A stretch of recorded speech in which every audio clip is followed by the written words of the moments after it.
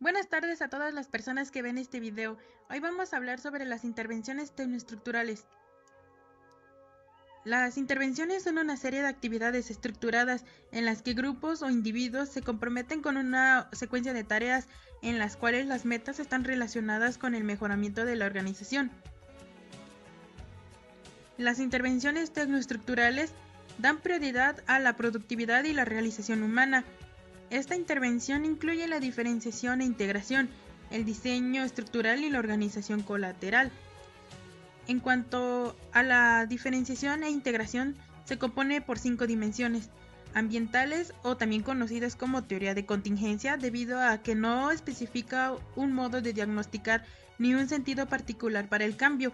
Se hace un enfoque en determinadas dimensiones de la organización, que abarca su estructura y la relación entre grupos, sosteniendo que exista una relación de causa y efecto entre el grado de acoplamiento de la estructura interna con las exigencias ambientales externas, es decir, que se refiere al acoplamiento en la manera de cómo la organización alcanza sus metas y objetivos. Para este punto es importante destacar dos definiciones. La primera es de la integración, que significa que las actividades o funciones que desempeña cada departamento deben ser enfocadas en un fin común, es decir, se debe evitar que cada departamento tenga objetivos, metas y estrategias particulares que impidan que la organización cumpla con el fin para el que fue creada.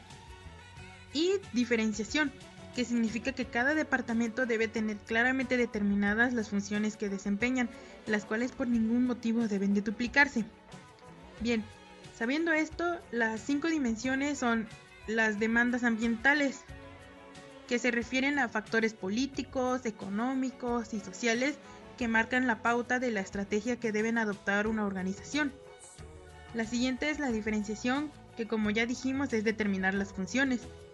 Luego es el contrato empleado-administración, que se relaciona con las expectativas que el individuo se ha formado respecto a la organización a la que pertenece.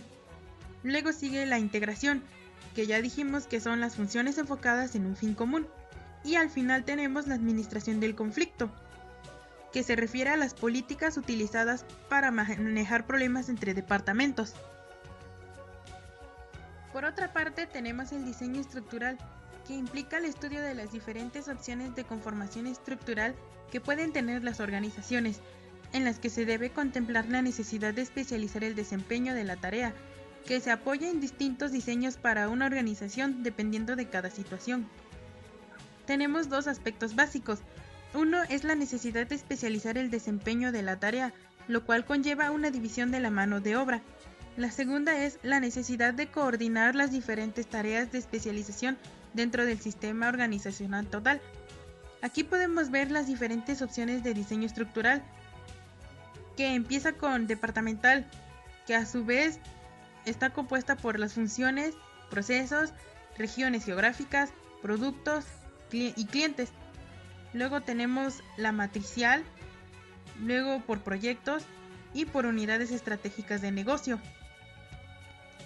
El diseño de organizaciones implica la elección entre 3 dimensiones claves que existen en las empresas: la estrategia, el tipo de estructura que existe y los mecanismos para integrar a las personas en la organización.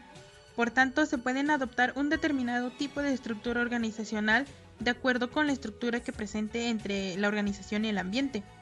También se debe analizar con cuidado las ventajas y desventajas de cada tipo de estructura y ponderar cuáles son las consecuencias de adoptar un determinado tipo.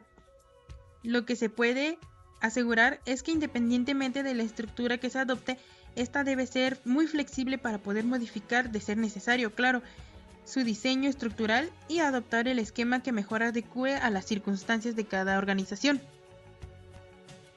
Bien, pasemos al siguiente tema: el diseño estructural y de trabajo, reestructuración y reingeniería. El diseño estructural se define como el marco o sistema de comunicación de autoridades de la organización. Se da cuando los gerentes desarrollan o cambian la estructura de una organización. La misma nos deberá permitir alcanzar metas y objetivos con eficacia y eficiencia. Asimismo, como gerentes, se debe decidir cómo se quiere coordinar las actividades de manera vertical como horizontal, en cuanto al esfuerzo humano, claro. Una vez definidos y establecidos los objetivos, los gerentes deben desarrollar una estructura efectiva que facilite su cumplimiento. Diseño de la estructura. La complejidad es la simplificación de los diferentes departamentos y jerarquías. Se refiere a la cantidad de diferenciación de una organización. Entre más sea la división de trabajo en una empresa, más niveles verticales habrá en la jerarquía. Y entre más dispersas están las unidades de la organización geográfica, más difícil y complejo serán las personas y actividades. Formalización. Se conoce como el grado que una organización depende de reglas y procedimientos para dirigir el comportamiento de los empleados. Centralización. Se da cuando los gerentes desarrollan o cambian en función a la toma de decisiones, es decir, se tiene muy centralizado cualquier aspecto en los niveles superiores de la gerencia, influyendo los problemas hasta los altos ejecutivos que deciden qué es lo que se debe hacer. Se maneja al mismo tiempo que la descentralización. Reestructuración y reingeniería. La reestructuración no es más que el reordenamiento y la reorganización de un tipo de estructura ya existente, que debía ser cambiado o alterado debido a diferentes circunstancias.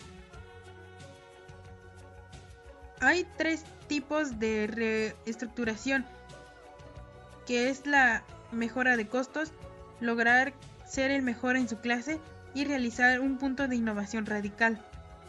La reingeniería constituye una recreación y reconfiguración de las actividades y procesos de la empresa. Es rápida porque se esperan resultados en un corto tiempo.